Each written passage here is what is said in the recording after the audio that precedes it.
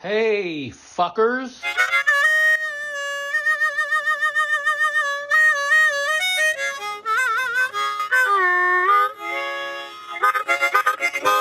That's my favorite riff. That's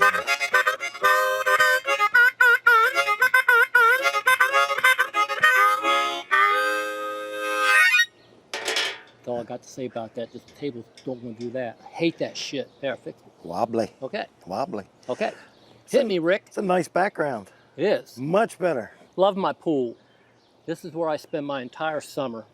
Every day, as long as the weather allows me. Well, that's where we'll spend the entire summer for the podcast, right here by the pool. We put this pool in about 25 years ago, and it was right when Kicks stopped playing in 95. Yeah.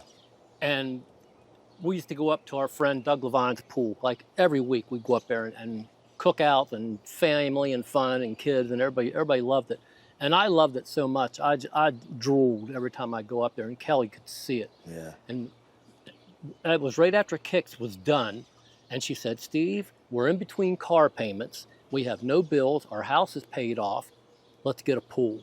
And I thought, you out of your fucking mind. There's no way we could afford a pool. And then Doug turned me on to the guy that put his pool in and had him come down, give me an estimate. And I wanted an in-ground, but they couldn't put an in-ground there. They couldn't lock in on a price because of all the rock in here. So the next alternative was this sports bottom pool with a little cedar deck around it, which it was nice, but it wasn't nearly as nice as this. So when that thing wore out, Kelly talked me into getting a new deck. Actually, it was Darren. He just looked at me one day and he goes, man. Yeah. And as soon as he said that, I just get my wallet out and go here. But yeah, this pool's been a big part of our lives for a long time. Hell yeah. It is the hottest deck in the world. You can cook food on this deck. Yeah. You literally can. Tracy walked on it barefoot right after you had it installed, and she started to Right. Every time somebody brings a kid here, I go, do not let this kid walk on this deck. And they always do. Yeah. And they go, ah! I told you not to let the kid walk on the deck. And don't get in my pool with burnt feet. That's right. I don't want no blisters in my pool. That's right. So the music world lost somebody recently, and I know you have a tie to him, Rick Derringer. Yeah, Rick came in and did some pre-production with us, which is basically tearing all the songs apart and putting them back together before you go into the actual studio. So Rick Derringer came to Waynesboro over at our little rehearsal studio, Guido's, and spent like 2 or 3 days with him. And the best thing about that is my niece was getting married, so I didn't have to go to the wedding.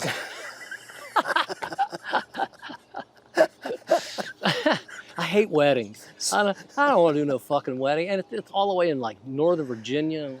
I can't be there. Rick Derringer's here. I really couldn't. Right. Oh my God. I'm a selfish fuck. We just missed the wedding of my nephew that was in Northern Virginia 2 weeks ago. They get married too much there. I had to work, and we got to go to North Carolina for one this year for our niece. That's when you get COVID, and you get I'm sorry. I got COVID and neuropathy. I can't be there. Oh, so how did you get Rick Derringer? What was the connection? Atlantic Records, or? I guess at that point, we were with Atlantic, and I guess management knew his management and hooked it up. I don't remember all the details because Donnie was in charge of all that. Donnie did all the songwriting and all the arrangements with people he would work with. So that's a question for him, which you'll never get the answer to. Right. Right. Was he cool? Was he? Oh, he was great. Yeah. I mean, we were just, starstruck because this is the guy that wrote Rock and Roll Hoochie Coo, and this is the guy that he was Edgar Winter, and his solo stuff was brilliant. So I was sad to hear that. I didn't know him that well, but I knew him enough to say we worked with him, and it was fun. Yeah, I found that out, I think just 2 years ago. Brian mentioned that you guys took him out to a Mexican restaurant in Waynesboro. I thought it was Rick Derringer in Waynesboro? Really? I thought it was a Japanese steakhouse. I thought it was House of Kobe. Oh, That's where we took him. When I give my perspectives on stories, I bet Ronnie and Brian, and I bet they all got their own version of the stuff that I say. I can tell you now, Brian does. Oh, I know he does. I know he does. Steve's wrong. He doesn't know. He got that one wrong. He's wrong. But I don't care. That's the way I remember it. Yeah. What I noticed when we were doing that little film with Kicks, everybody did have their own perspective on the story. It's just different memories and the way that you perceived it. Exactly. So, but he's probably right, but I don't care. I've got more stories than he does. Right. Oh, something I learned about you recently. I knew you went to Catholic school, but I did not know you were an altar boy. You're damn skippy I was. And that you learned Latin? Well, when I was in Catholic school, they were still doing the Mass in Latin. Okay. You know, do you have any idea what I'm talking about? Yes. Okay, altar boys are there. They're called servers, altar servers, and they're there to help the priest. You give them the wine, you pour water into the chalice, blah, blah, blah. But in the intro, where you come out and everybody stands up and hails you, we had to learn this big Latin prayer. It took me months to learn this prayer where you're, and I had to learn it. And we're like going in, doing and giving our answering parts and coming back out. And that goes on for about 10 minutes. And then after I had it all down, the Vatican changed it to all English. So I learned all that shit for nothing. Wow. And I was so pissed. I never liked that Pope. Glad he's dead. Yeah, piss on him. I take that back, Lord. I don't. How long were you in Catholic school total? I believe I went to the 5th grade. Then I begged my mother to let me out of there. So I was an altar boy in the 4th and the 5th grade. And what's weird about that is the school was about a mile, maybe a mile and a half away. And you had to walk to it. There was no buses that would take us to Catholic school. And when I was an altar boy, they had a 7 o'clock Mass, 7 a.m. Mass. It was mainly just for the nuns. Mm-hmm. And then they had an 8:15 Mass. And when I did that 7 a.m. Mass, it'd still be dark out. And I'd be walking across this bridge at night by myself. And I'm like, this is kind of scary. Wow. Nobody ever killed me, thank goodness. I wouldn't have had the career that I had. We wouldn't have a podcast. Wouldn't have a podcast, wouldn't be able to drink this water. So was the private school, was it something your parents had to pay for? It wasn't private, it was parochial, which means it's owned by the Catholic parish. Okay. And yeah, you had to pay tuition. Okay. And my mother would go out and work these odd jobs to pay the tuition because my father wouldn't do it. Wow. Or he wouldn't do it all the time. So my mother had to be prepared when he wasn't there to pay it. She had to have a backup. Wow. So, yeah, I had a great upbringing. It's amazing I turned out as well as I did. Shoot. I got a phrase for you. All right. Tell me what it means to you. I heard this. I saw Larry. Oh, that's from the cruise, the Monsters of Rock cruise. I come off stage one night, and Jimmy's wife, Kathy, was with Kelly in our cabin. Okay. And she was getting pretty hammered. And when I got off stage, I went to my cabin just to change, have a beer, and Kathy's sitting there, and she's pretty drunk. And she just looks at me and she says, I saw Larry. And I go, okay, what's that mean?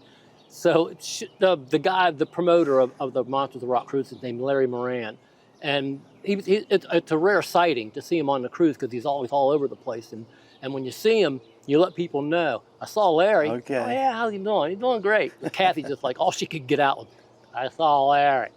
So now we use it every time somebody's hammered. You've seen Larry, aren't you? Yeah, I saw Larry last night. And it wasn't pretty, but yeah, I saw Larry. So anybody out there who gets hammered and you don't want anybody to know it, I'm seeing Larry right now. That's a reason not to go to a wedding. You're seeing Larry. Yeah, Larry, COVID, and neuropathy. So I like this story. You had mentioned it years ago that when you guys went to New York, you pulled up to a stoplight. Oh, back in the day when there were hookers in Times Square, they were everywhere. Yeah, you stopped at a stoplight, and if you had your window down, they would just reach in and grab your junk. Can I help you? What's your name? Nothing ever happened, but Right. could have. You Right. know, if we were pigs and allowed those sluts to do anything. I don't know where their hands have been. Right. They could have been up their own ass for all I know. That's all right. I'm good. I'll take care of that myself later on. I don't need you. Well, speaking of the cruise and seeing Larry, didn't you sleepwalk on a cruise? What'd you do there? I did. It was a day off. And when you get a day off on the cruise, you go for it because Okay. there aren't many. Every day they got you doing either an hour and a half meet and greet or you got to go out and talk to a big audience or you got shows. There's something, but there's usually like 2 days out of 5 or 6 that are yours. So when you Okay. get that day, I start off with a 5 milligram edible, and then I just started drinking beer. Then I did another 5 milligram edible a couple hours later and just kept drinking beer. And I saw Larry. I definitely saw Larry. And I went to bed, and I woke up I don't remember this, but I woke up about 4 in the morning thinking, I gotta go to the bathroom. So in my head, I'm walking to the bathroom, and the door is to the left. You open the door, and there's the bathroom. Right. Well, I went out, and I opened the cabin door and went out into the hallway, and I'm in my underwear. And I gotta piss like Elvis, I gotta go. So I went up to somebody's door and just pissed all over.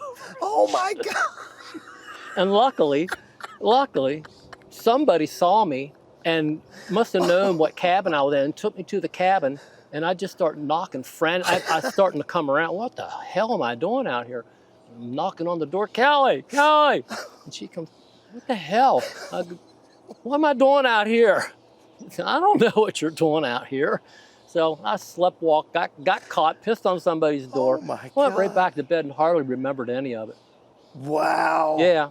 You were telling me stories. I mean, what guy, have you ever done this, Jamie?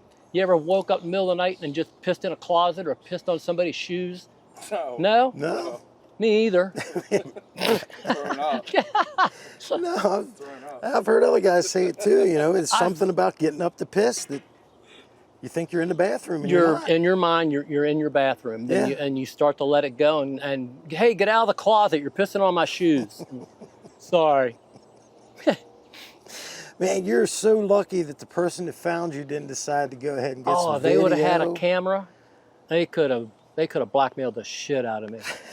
But I doubt I would have cared. Right. Unless they saw me pissing and I would have, I probably shouldn't say I pissed on somebody. I'm kidding about that. I didn't do that. Yeah, it was a bottle of water like Donnie did to David Lee Roth. That's it. Wasn't real. Yeah, no, I didn't do that. What kind of a pig would do that? Deny. Jesus. We are starting to get caught up on our emails, questions Okay, that good. fans are sending in and people sending in. Here's one that I'm sure a lot of people, we've only gotten it asked once, but I'm sure a lot of people are curious that's not from Hagerstown. What's the story behind the Geisha House? It was a song on the demos and also, it was a song title on the demos and also in lyrics to another Kick song. It was in the Yeah rap. I'll go to the Geisha House where it's free. Yeah, Geisha House was a house of ill repute in Hagerstown. right. It was supposed to be a massage parlor, but everybody knew what it really was. So if you wanted to go get a happy ending, that's where you went. Yeah. So we would just jokingly talk about going to the Geisha House, and Donnie would write all kinds of crazy shit. And it was real Japanese sounding. It started off with this Japanese sounding shit and a gong, and then it actually was not a bad song, but nobody else liked it. Oh, shit. So, yeah, Geisha House, I remember it had storks on the windows. Yep. It was down on Franklin Street. Yeah. Did you ever go in? Oh, I was too young. Me too. All right, so yeah, Matt Hall, there you go. That's what the Geisha House is. If you're from Hagerstown and over 50 or 55, Yeah, you would remember it. you know what it is. All right, Janet Miller writes, Steve, you mentioned that Lzzy Hale got you to meet Alice Cooper. However, he was on the Monsters of Rock cruise. Us passengers couldn't get access to him.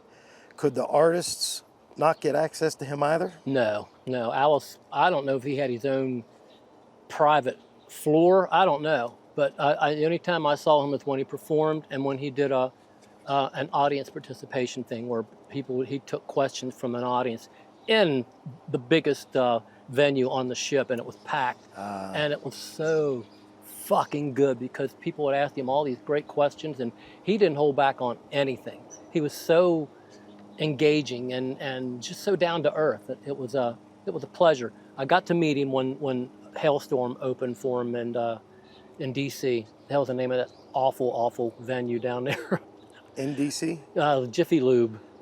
That venue sucks. Have you ever been there? Oh, that's down in Virginia. Yeah. It's a horror. I mean, Yeah. it's a great venue, but getting to it sucks. Yeah. The infrastructure is ridiculous. So when they opened, or when I heard that they were opening for Alice, I texted Lzzy. I said, Lzzy, you got to get me to meet Alice. And she said, no problem. So got us tickets and got to see the show. Hailstorm was just incredible. She's amazing. And then I got to meet Alice, but it was more like a meet and greet kind of a thing. I didn't get to go, hey, Alice, I'm Steve, nice to meet you. It was like standing in line, waiting, and being the humble, just starstruck guy. I just went up like I was a regular fan, shook his hand, said, big fan, picture, done. And then I so regretted it because I couldn't think of anything to say. Right. I just went, that's Alice Cooper. That motherfucker's a legend. I've been listening to him since I was 12. Yeah. He's great. I played all of his music growing up. We talked about singers that influenced me last week or the week before. Yeah. Alice was a big influence. He was early on. He's the one that taught me how to growl, you know? Okay. And then I had Mark Farner, who's clean as a whistle. So I had Mark Farner and Alice Cooper kind of mold my voice. And then Bon Scott and Lzzy, all the other ones came around. I just took a little bit from everybody. But yeah, I met Alice, and it was a thrill of a lifetime. He's definitely an interesting guy. Very interesting. Watched a And special that's on him. only when I see how I reacted to Alice do I get when people come up to me and they shake and they can't talk. And I'm Yeah. like, what the hell's wrong with you? And I get it. But it makes you feel stupid when people do that. But I didn't do that. But I sure as hell clammed up. I couldn't talk. Right. I regret that. I should have gone up and said, Alice, I'm Steve Whiteman from Kicks. I'm a big fan. Let's go get drunk. He doesn't drink anymore. I know when he did drink, I believe it was him and Robert Redford would go golfing, and they would have a beer truck Oh, yeah. on the golf course just for those two. I believe that. Yeah. I believe that. And then he got Alice sober. he loved Budweiser. He would do a case that what it was? before a show. Yeah. Case. Yeah. Famous stories of forgetting all the lyrics and just being horrible. Jesus. That makes you think, you know, he does that suicide stuff on stage every night with the guillotine and the hanging. Yeah. And he talked about the one time the hanging rig messed up. Yeah. And almost choked him. Yeah. It was during a rehearsal. And it was because they had used that piano wire so much, it started to fray. And he twisted his neck at the last possible second, which dumped him out of it. But Wow. he said, had he not, he said, and that was, you know, like fishing string big, the piano wire, he said, from that night forward, we went with that thick of piano wire. Was So it hold him up from Yeah.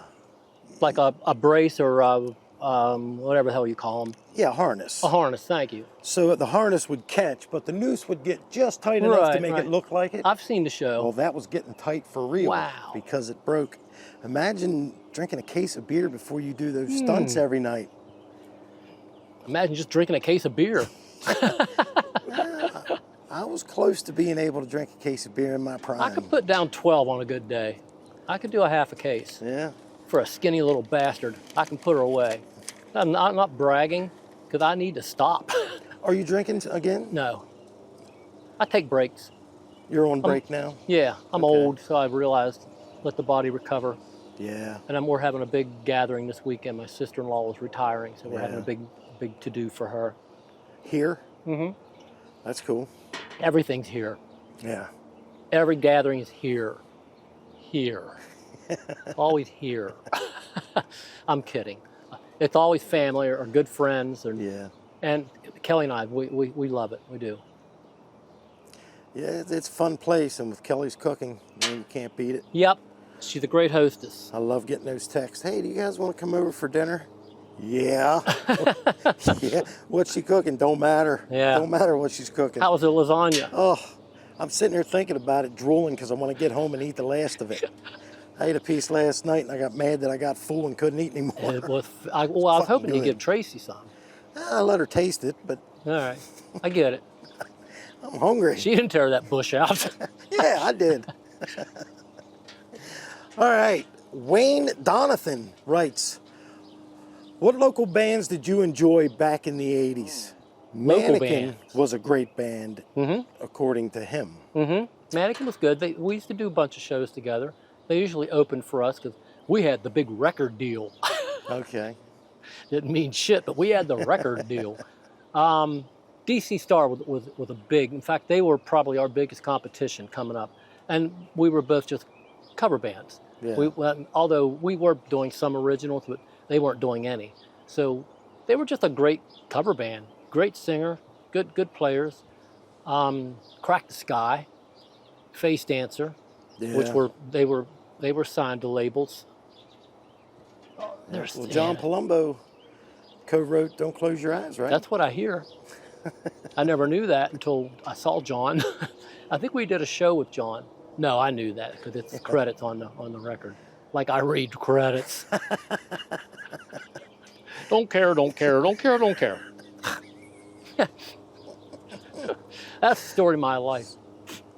So his band played a version of "Don't Close Your Eyes," I think about a year ago. Somebody told me that, Put it yeah. on social media. I like to hear that. Totally different. Well, I'm sure. Good, but totally different. Oh, John's talented as hell. Yeah. Oh, absolutely. It was fun. We did some demos with John. That built the relationship for him and Donnie to write together. And he was very talented, very good, very easy to work with.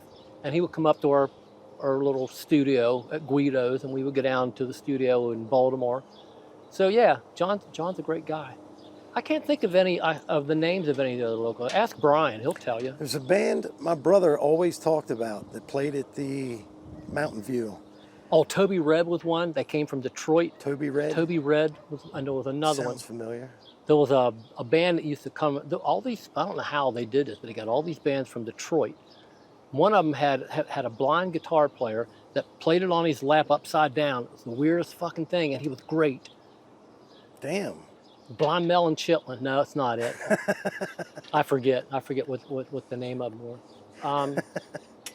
There was a bunch of them. I don't remember them. What was the band that always played at the Mountain View that painted their faces? Shit, it's right on the tip of my tongue. My brother always talked about them. I never saw them, but he loved them. I know who you mean. I can't remember the name of them either. It's too long. That's 30, 40 years ago. Yeah. Too many years and too many beers. I don't remember that. Shit, right on the tip of my tongue. But this I'll call you later on. Yeah. You can call Jamie and he can slip it in there. Sure. So,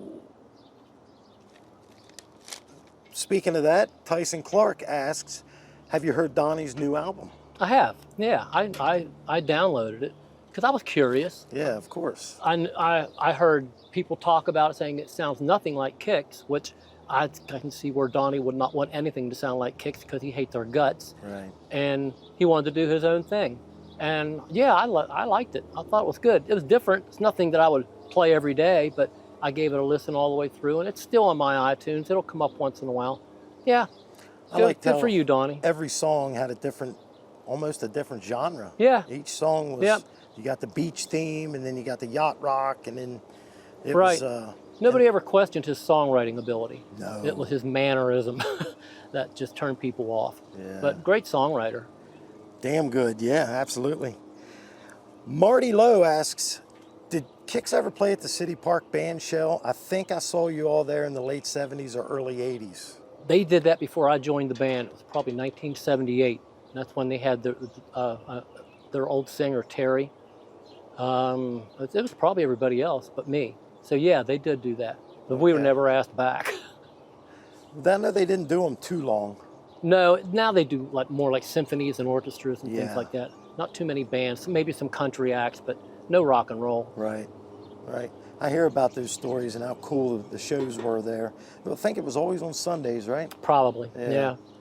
And all the hippies would be out there smoking marijuana. Ew. Filthy hippies. Mindy Paris, Steve, we know you're loving retirement. Yep. How about Kelly? Loving it, absolutely. Kelly used to get up at 6 in the morning to work at a school, and she did that for years and years and years, and she hated it. just bitched and moaned and hated all the time. I gotta get up. I gotta go to bed at 8 o'clock. I fucking yuck. So now she's retired. She goes to bed whenever the hell she feels like it, and she gets up around 10:30, 11 every day. So she's loving it. I don't blame her. Yeah, At all. we got all the time to to do things that we want with family. We can get down and visit our son in D.C. We can go to Oriole games. We can go do things now. You mentioned last week that you hate the have-tos and you don't want to have any more have-tos in your life. Right. Yeah. That is an awesome thing when you think about it. Absolutely. Yeah. 'Cause, Other than this, I have no have-tos. This should be a want-to. That's what I meant. Yeah. This is a want-to. Yeah. Yeah, that's it. Yeah, it's, Paul Stanley always talks about the QTR, quality time remaining.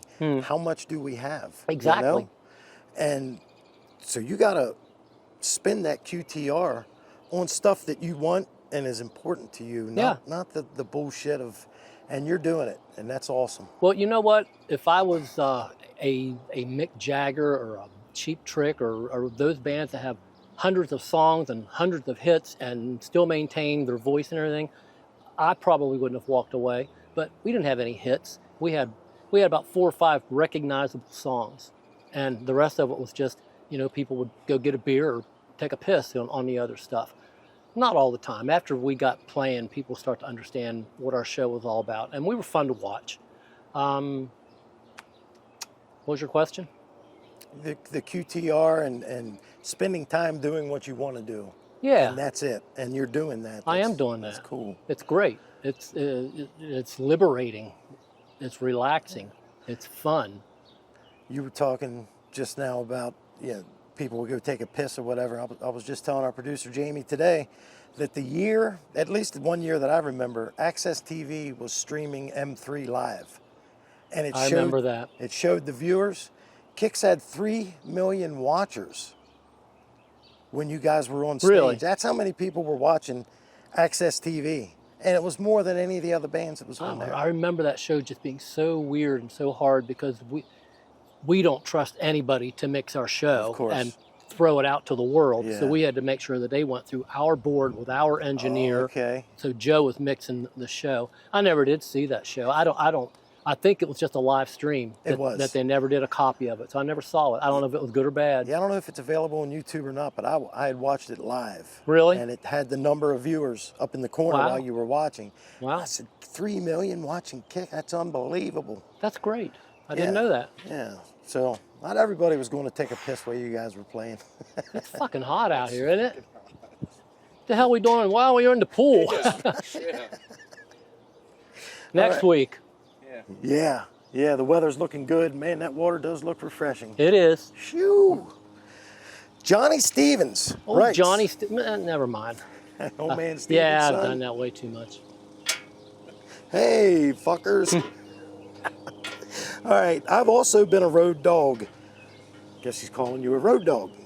Traveling for 40 plus years, and I always warn the young musicians that this is a dangerous business. I've lost good friends to substance abuse issues, crashing on the way home, the smoky environments we dealt with for years. What advice would you give for navigating the risks we had to take?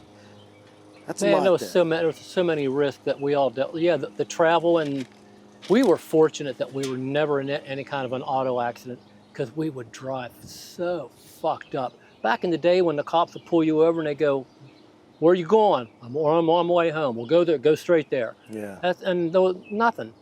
And we would play the Seagull in and, Christ. My mind works like shit when we do this. When I watch it back, I'm like, I know every answer, I know every person, but when we're sitting here doing this, Sandbar, the other one. And we would get out of there about 3, 4 in the morning, and this was, Ronnie had his van, and he would usually drive everybody. And Ronnie would get so fucked up, and he smoked pot too. So we'd be going home about 4 in the morning, and Ronnie'd be up there like this. Oh, shit. Oh. Oh. And we would just, Ronnie, yeah, I'm all right. How we never were in an accident, I have no idea. We would play Boston, get done at 2, 3 in the morning, and drive home. No shit. Yep, we'd all just hop behind the wheel, one leg, two. I was always the last leg because I cannot sleep in a moving vehicle. Just impossible. Yeah. It doesn't work. So I would usually drive from like Philadelphia to Hagerstown. Damn. And how we were never in an accident, I don't know. God was with us. Yeah. Except for that Pope. Pope didn't help us at all. Jesus. And I would tell people, you know, like wearing earplugs now. We didn't wear earplugs until deep into our career because I knew my hearing was starting to go. I would recommend good earplugs because that's going to save your hearing. And yeah, the smoky rooms that we inhaled, all that secondhand smoke all those years, not good. I used to hack that shit up the next day. You smelled like a dump or an ashtray for a day. You couldn't wash that stench off of you. So those are the perils of being on the road and things that you hate. But for the most part, you're out there to do a show and to perform in front of people that love you, and you get to go out and perform what you love to do. So the positives outweigh the bad. Yeah. Do you look back on the 80s, maybe early 90s, as just one big party, or was it, do you think of it as it was all business back then? It was pretty much all business. Yeah. Yeah. The partying was on, like we would play North Carolina. We'd always go the night before and we would drink all the way down there. From here to like Raleigh, or there was about five cities that we played in North Carolina. And the partying went on the night before the show. Day of the show, dry as a bone, nose to the grindstone, Right. focused. And that's the way we went about our whole career. Yeah, I was shocked to find out how strict you were about no alcohol before a show. Now, in the beginning, when I first joined them, I did, and that's when we had Donnie Spence with us, and Okay. him and I would switch off on the drums and do lead vocals, and Donnie would drink on stage, and it started to become a problem. So in order to make him stop, Donnie Purnell said, why don't we just not drink beer on stage anymore? Let's just wait till after we're done. Well, yeah, we can do that. Yeah. And Donnie never did. Donnie Spence never did. So Ah. he just kept getting worse and worse, and that was his downfall. But yeah, in the beginning, I used to have a few beers, but realized I don't need to do that. And I was sharper. There's nothing worse than being on stage and you can't remember lyrics. You might as well pull your pants down and start jacking off. Yeah. That's how bad and how stupid you feel. Have Of you course, done I've never that? done that, No, never. that I know of. Unless I see Larry. You never know what's going to happen. Well, we have a local place that would help people see Larry if they're interested, and it is called Simple Pleasures. They've been so great to us Yes, they since have. the beginning. Yes, they have. Hunter and his crew are amazing, and the edibles. I mean, they sell everything. The drink that I know you want to try. Yeah, I wanna try a I meant to drink. grab you one today. and Okay. I got sidetracked That's all right. there with something else, but I'm going to grab you one next time I'm there. But the edibles. By the they- way, the pot you gave me was great. the Johnny Hager. That's good stuff. Yeah. Yeah. Is that? But all pot's good I stuff. think that's still available at Simple Pleasures. Is Is Jamie? Is that high in THC? Is it higher than normal? 28. Well, that's not high. 28. I got some 35. Yeah. It's not very hot. Ah. So the Johnny Hager is available at Simple Pleasures, along with so many different kinds of edibles, every milligram you can imagine. I've been getting Tracy the 20s every day. I got a couple hundreds left. I just bite half of them Yeah, off. there you go. And then I just kind of float around for a couple hours. I did 100 one time. Yeah. That's when I told you I couldn't stop bopping. Oh man. So if you're local or you're not local to the area, it's worth at least an hour drive to come to Simple Pleasures. I got an email from an ex-student who I used to teach in Baltimore. His name was Mike, and he said, "Hey Steve, I'm going to be in town on this date." And he said, "Any chances? I'm going to stop by Simple Pleasures first. Any chance of getting together with you and Rick and having lunch at Cafe Roma?" I'm like, Okay. "Probably not, because I'll be in here. Unless you can bring spaghetti to the pool, I'm not getting out for a lunch." But that goes to show people are reaching out and remembering all the Simple Pleasures and the Cafe Roma and everything we say. That's amazing to me. Oh yeah. I think I've received the same email, and I've received multiple to the podcast. So that's another thing. If you have any questions for myself or Steve, the podcast 2025@gmail.com. Send all your questions there. But yeah, at least once every other day, somebody wants to meet up with us to smoke or Cafe Roma. We've had 2 people ask to meet us. By the there way, for their lunch. business has picked up considerably. Has it? Yeah. So keep That's going great. there. Keep giving good them stuff. people your business because it's a great restaurant and they sure do need it. That's right. Good stuff. So back to the emails. Mike Rhoda. Steve, you mentioned that in the early days, many kick shows were videotaped and then critiqued later. Whatever happened to all of those tapes? We used to just record over them. We would just buy like a box of 3 or 4 and do it on the slowest mode, so you get 3 shows per cassette, and we would just keep recording them because we did it every fucking night. Yeah. And we had to watch the videos every fucking night, and I got sick to fucking death of watching the fucking videos. So even if I had a stack of them, I'd put them in my fireplace. I would. I don't give a flying fuck because I watched so many of them things. When I first met you, you had a bookcase and it was full of tapes. And I treated you like a video star. I said, hey, I'll borrow these 2. Oh, yeah. And then I'll bring them back and I'll get these 2. And you would point out things like, now if you watch this one, you see the wrist rocket, you can see it coming. And it hit me and knocks me out for a minute while I'm on stage. Oh, from Remember York that? Fair. Is that what it was? Yeah, York Fair. Somebody they call it a wrist launcher. And they had to be way back in the back. And I was up on stage doing Cold Blood. And I'm out on this like little ramp featuring me. And I just see out of my peripheral vision, just this silver thing coming. And I'm not paying any attention to it. I'm just thinking that's an optical illusion or something. Ping! Hit me right on the temple. And I immediately turned around and tried to look at Jimmy to say, and everything just went small. Wow. I just went out. I passed out. Jesus.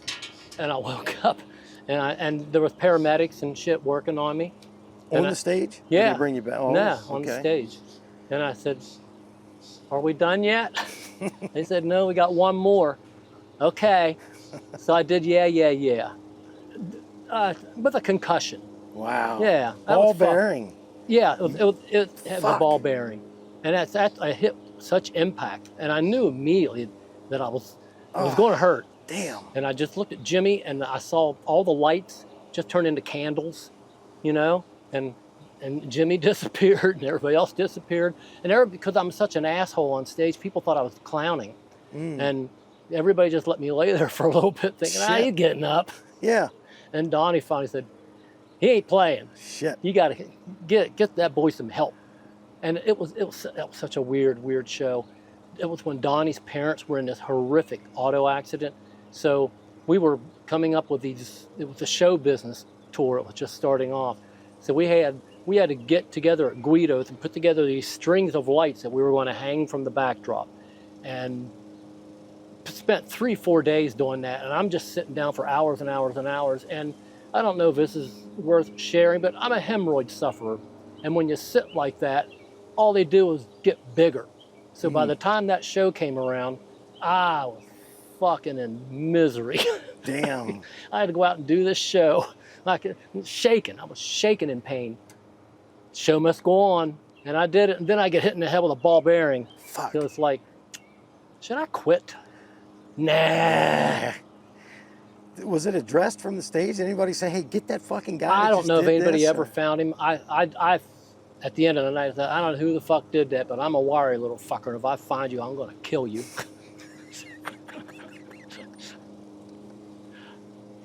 Yeah, okay. We got time for one more. One more. We've extended today's. We're going to be at 40 minutes, maybe a little better than 40 minutes. All right. And it flew by. I thought you had a problem because it took more time to upload everything. It was too Our long. amazing producer has found a way to make the file smaller that makes it easy for us. Good. So, yeah, well, we're good. 40, 45 minutes. Everybody's screaming for it. Make these longer. It goes by too quick. Just when I'm getting into listening, you guys are saying that's it. Make them longer, so All right. we'll get there. All right. 45 minutes and, maybe in the future up to an hour, depending. Oh. Not in the summer. I want to be in the pool. There you go. Okay, one more. All right. Let's see which one. Here's a good one. This will take up a couple minutes. Derek Williamson. Hey fellas, I came across this Canadian pressing of Cool Kids. I was wondering if Steve could elaborate on the name change for Canada. I'm from Thunder Bay, Ontario, by the way, which is, by the way, the coolest fucking town I've ever heard of. Thunder Bay. Thunder Bay, Ontario. That is cool. Yeah. Yeah, so yeah, I'm very familiar with the U.S. Cool Kids. That was just a Canadian thing. I think Wrathchild had to be Wrathchild America Yep. in Canada. So if there was another band that a name like yours or similar to yours, they would ask you to put something else on there. So what, Kicks USA? U.S. Cool Kids. U.S. Cool Kid. Yeah. I mean, I own in a record store. I come across maybe once a year. I'll see somebody either try to sell. I've never seen it. Yeah, it's. I mean, they just took the same font that Cool Kids, kind of that broken up, and they put U.S. on it, and that's the only difference. And of course, pressed in Canada. But yeah, that's it. There was another band called Kicks Yeah, I in guess. Canada at the time that had the. I guess I don't know if the trademark. Well, or that's why we what, couldn't but- use the Shoes, because there was another band called Shoes in Detroit. And Atlantic actually offered them a singles deal to give us the rights to the name, and the band wouldn't do it. So we had to change it. Then we went to the Generators, and we considered the Baltimore Cocks at one time. Yeah, I remember. The record company said, oh, hell no.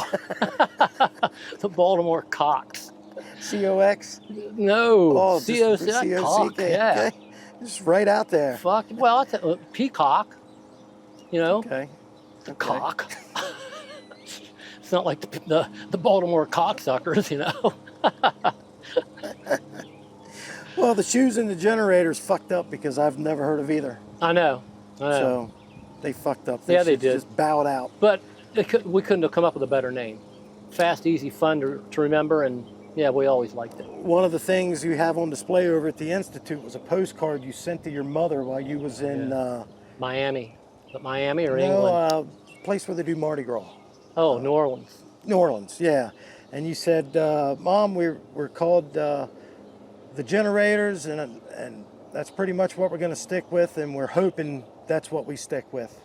And it was just kind of neat to see that, because it was a very short time you were the Generators, right? Well, that's why we shot the album cover like that, in that electricity, that sewer-looking thing with my hair all fucked up. Yeah. Damn. So I wonder if they would have said no to Kicks, what you guys would have been called. Was there a plan B? No. Luckily, Donnie played in a band called Kicks in Pittsburgh, and out of desperation. So what about Kicks? K-I-X. And they checked it and it cleared. Damn. So we went, okay, that's what we're going with. But we'd already shot the album cover, so the name had nothing to do with the album cover. Now, here's something. Were you Kicks or the Kicks? For some reason, Donnie wanted to put the in front of it, but on the albums, it was just Kicks. I don't know why that was more pump feeling. We had that X logo, and it had the Kicks. I always thought that was dumb as hell, but I didn't matter. One of the other guys mentioned that back at, during those times, it was the Clash, the Romantics. Right, that was the idea. The Cars. Yeah. The Stones. So the Kicks kind of gives it a completely different feel. Yeah, I'm glad I never liked Kicks. it. I didn't think it was suitable. Well, that's it. You want to take us out?